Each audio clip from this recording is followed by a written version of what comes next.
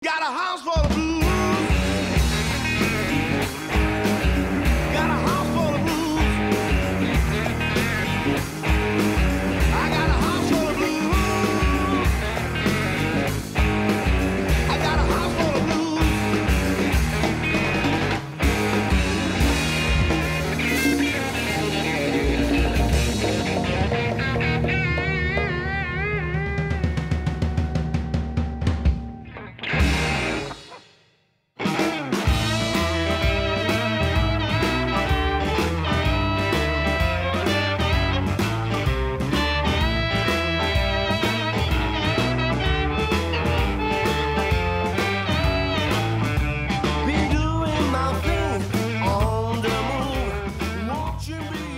First thing we got out of airplane, it was the heat. It went under my skin. It was late in the night, quite dark, but somehow I felt some kind of spirit in the air. I see these signs that it says like a Baton Rouge is so many pounds, and I can see that it's really here. Yeah. Here we have it. It's finally here. Yes. Fine.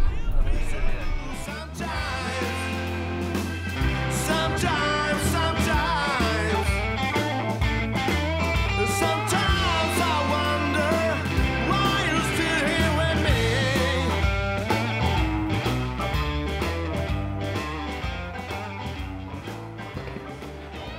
Hey. Micke. Hey, Mark. Nice to meet you. Great to be here. Hi, Timo. All right. Very. I didn't realize that this is so high. There's enough space for our music. Yeah, you think so? Our eagles. You know all this music so good, and we'll just go over stuff.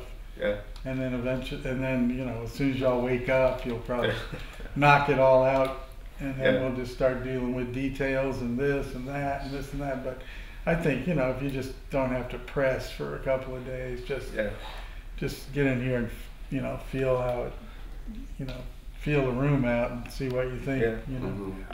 I'm Micke Bjorklof, and I'm lead singer in this group, and also play harmonica and some rhythm guitar. When we were planning about doing this, the name Piety Street Studio popped up every now and then on records what I listened to, and that's basically how I found the place and started to do some research. I like the stuff what has been done here. You know, the Alan Toussaint, they like the Hugh Laurie records, they like some of the stuff that Joe Henry has done when he's worked in here. So they had a sense of history in here of this being a place where they got to come in and do it up to the highest level they can. I could refer to almost anything musically and they understood what it was. These guys had learned over the years, they'd been a blues band, they play R&B stuff, they knew how to strip it down quite a bit without losing the core of what they did.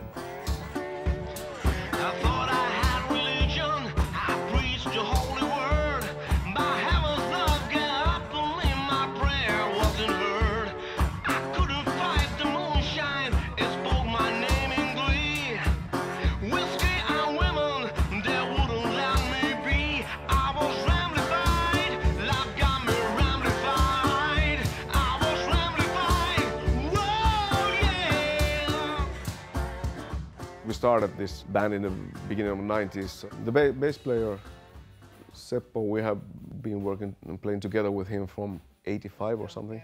He's the nicest person in the world. I'm the bass player in Blue Strip and also composing some songs now and then. I'm one of the founder of the whole band, me and Micke. Micke is the engine of the band, keeps the train running, and he's the organizer. I think he has a very good view how the band should sound.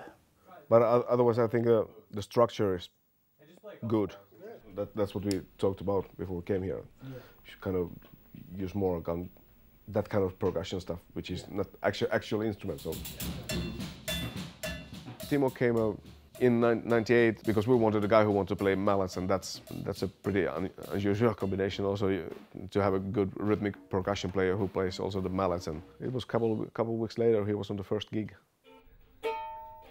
And now, some footage. All right.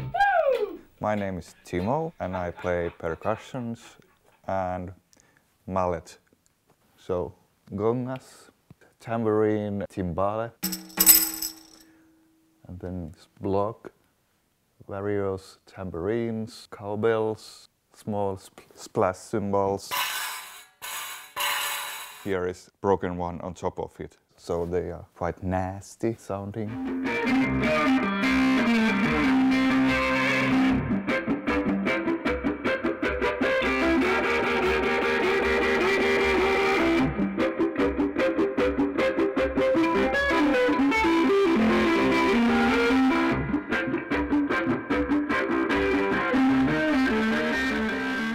Lefty is the kind of the main songwriter in the band, and he always plays with a really good attitude, and he gives the punch every time.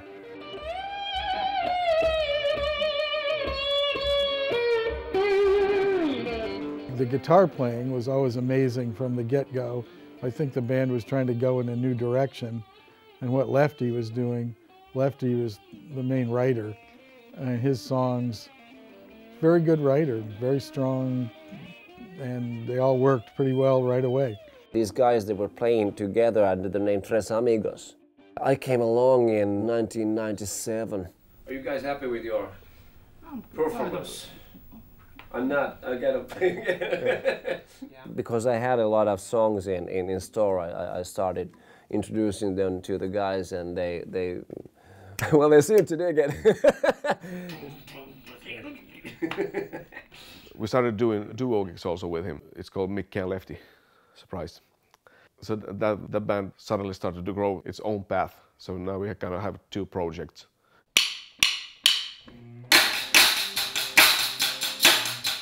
Teemu, who's the drummer, he is much younger now, 10 years younger than I am. His parents lived in my parents' house on rent. I have known him also for all his life.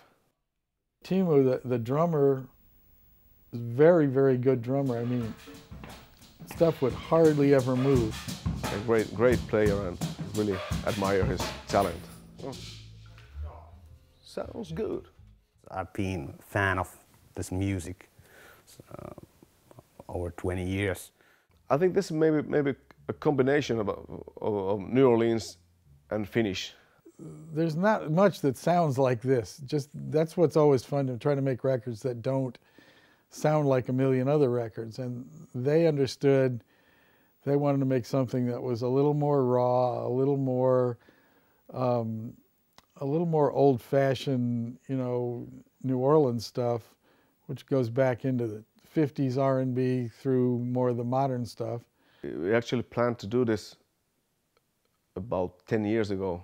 Then you had the Katrina here. And me and the guys were talking like, oh god damn, we should have gone to New Orleans, and now it's gonna be destroyed, and you know, and there's not gonna be any New Orleans anymore, and like, and then when I wrote this song, I had this kind of a punchline like, after the flood, and.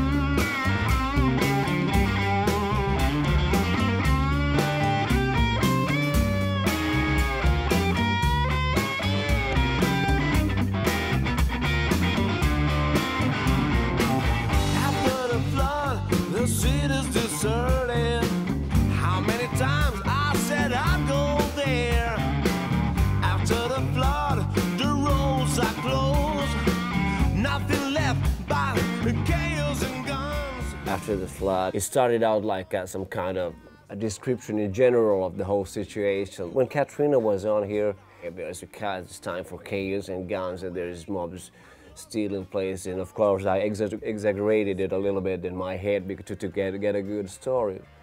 But then it became a story about relationship guns, a little bit sore. but that's the straight connection on this CD lyrically.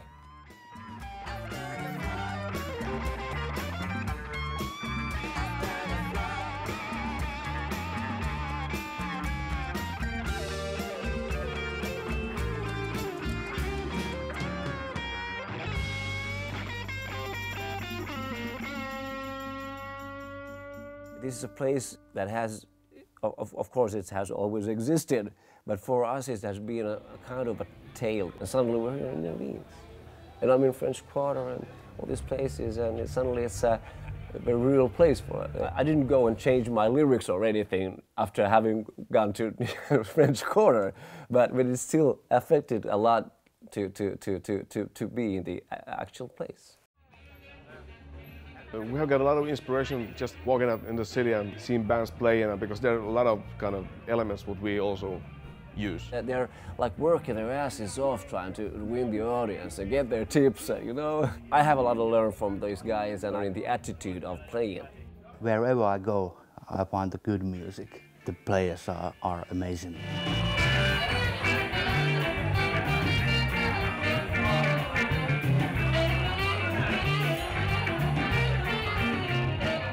This has been that kind of experience that I definitely will find myself here again. The experience at Piety was good? Yeah, really good. Easy to work with, both of them, I think. It's been fun. Mark is really intelligent. Yeah. I like him. His sense of humor is very dark. Yeah. You can always tell it's a Christian radio station because the production values are spectacular. Right. And nobody else gives a shit anymore. Give you guys a chance to come and play and see what it's really like. Yeah. See what it's like to play in America and have people talk Ignore to each you. other while you play. So you can get ignored by huge crowds here. Mark is like a spirit maker. Just concentrating that we have good mood. Most of the food I've eaten is done by Mark. He makes great food. Seems to put a lot of love in his cooking. That's really important thing for him during the day to do. A lot of New Orleans food can be considered pretty heavy duty and put you to sleep and all that. And so I was trying to have a lot of vegetables and lighter stuff initially. And then once the tracking was done, it was, you know, we had meat. He just fell in love with New Orleans, stayed here, and started playing with Mardi Gras Indians. And then pretty soon, it's like every Mardi Gras Indian band seemed to have a Japanese guitar player. So it became a kind of a standard. We are in good hands here. We have a lot of discussions what to do and what would be the next step. We had over 20 songs to begin with. And I think I had ones that I liked more than others that seemed to fit together, and Micke did. And I had suggestions about tempos. I had suggestions about how dense certain things were in terms of the percussion. So by the time they got here, we had come to an agreement pretty much. Here's what they were doing. They had to go in and play it. Same thing with my prophets, the same thing with Iron Man. They might be one with justice, then they are back again. So sing the song of freedom, that can do no harm. And what the people need is a sign of alarm.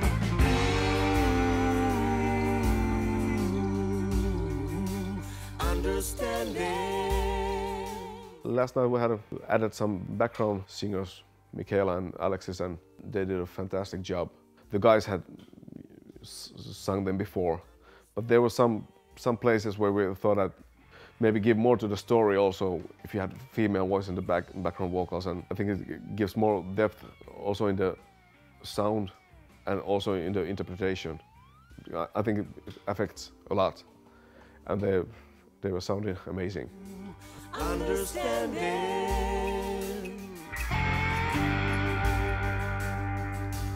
Ooh.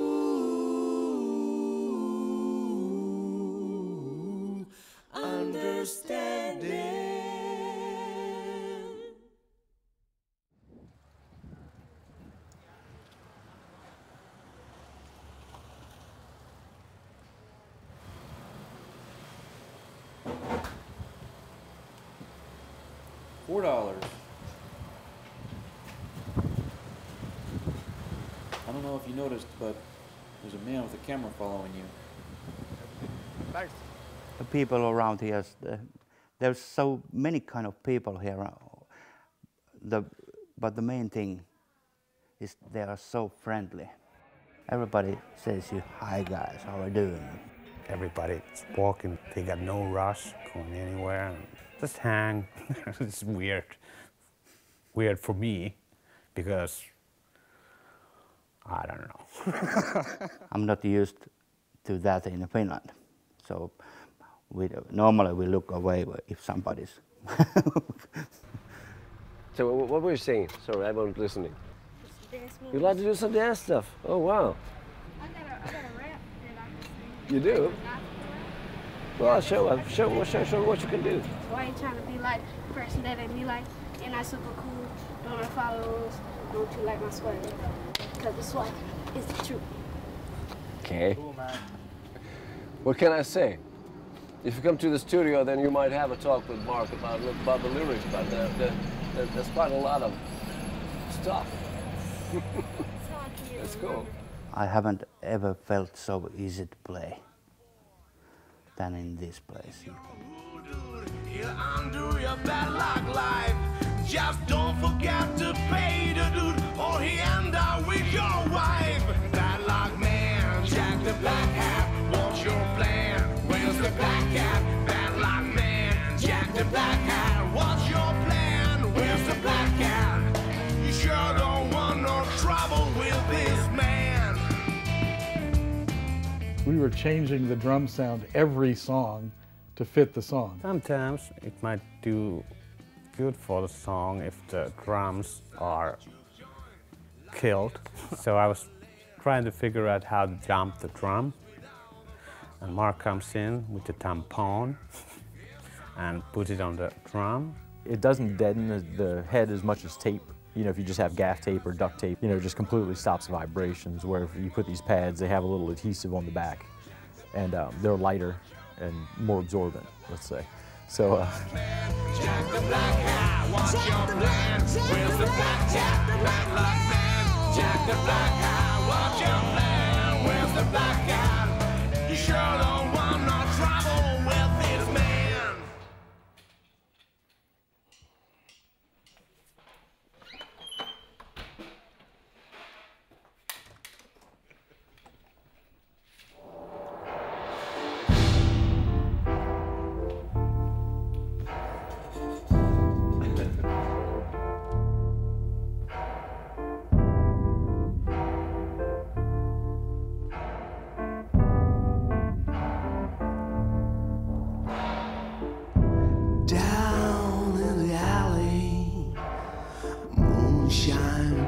Around, oh, past the crazy laughter, you don't hear a sound. I like many kind of music in my life. I found that I like those songs which includes blues. Yeah. They were the best songs. I never got my kicks from hard rock or anything like that. But I got my kicks from that old country blues, and that's still emotionally the most important thing. I've been listening to a lot of records which comes from New Orleans, all from Professor Longhair, Dr. John and Neville Brothers and John Mooney and these guys. The second line thing, it's the bottom of our playing.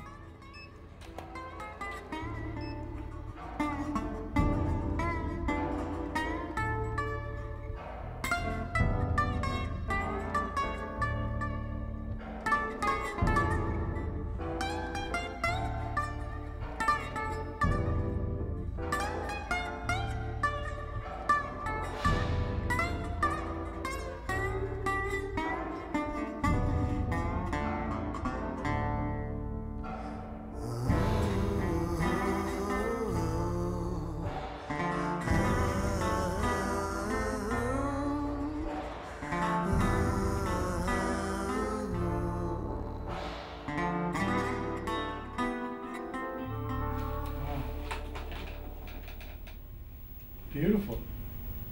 That was amazing. Come and listen to it.